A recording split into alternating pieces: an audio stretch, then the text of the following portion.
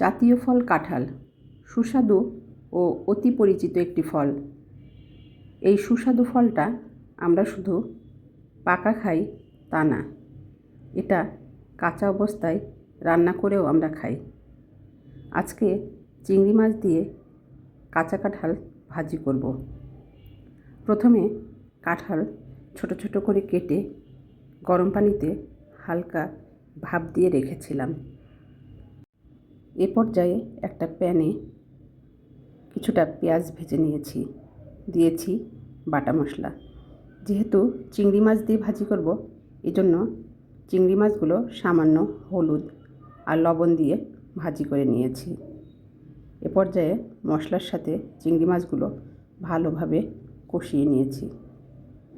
এখন দিয়ে দিব ভাপ দেওয়া কাঁঠালগুলো। কাঁচা কাঁঠালে রয়েছে অনেক পুষ্টিগুণ। এটা হজম শক্তি বাড়ায় ও কোষ্ঠকাঠিন্য রোধ করে। ডায়াবেটিস নিয়ন্ত্রণে সহায়ক, ওজন নিয়ন্ত্রণে সাহায্য করে, হৃদযন্ত্রের জন্য উপকারী, ত্বক ও চুলের জন্য উপকারী। মোট কথা, এই স্বল্প পরিসরে এর উপকারিতার কথা বলে শেষ করা যাবে না।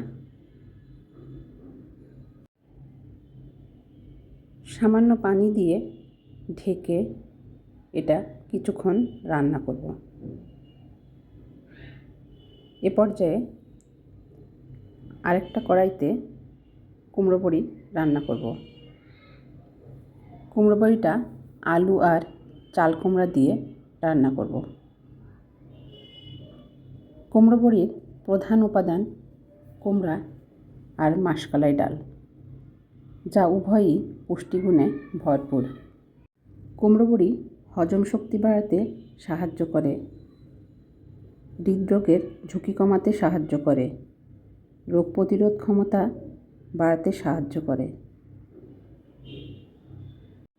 কিছু ক্যান্সারের ঝুঁকি কমাতেও সহায়ক।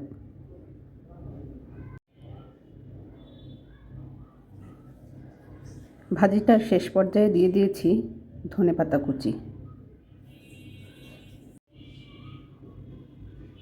মশলাটা ভালোভাবে কষিয়ে নিয়েছি। এ পর্যায়ে দিয়ে দিয়েছি কেটে রাখা আলু আর চাল কুমড়া। সব রকম গুঁড়া মশলা দিয়ে ভালোভাবে কষিয়ে নিয়েছি। এ পর্যায়ে দিয়ে দিয়েছি ভেজে রাখা কুমড়ো বড়ি, দিয়েছি পরিমাণ মতো লবণ। ভালোভাবে কষিয়ে নিয়েছি। সেদ্ধর জন্য সামান্য পানি দিয়ে ঢেকে কিছুক্ষণ রান্না করেছি।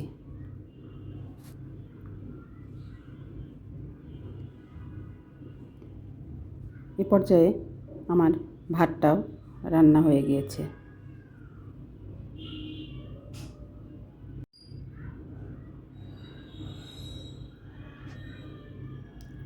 সব শেষে দিয়েছি কয়েকটা কাঁচামরিচ আর ধনেপাতা কুচি।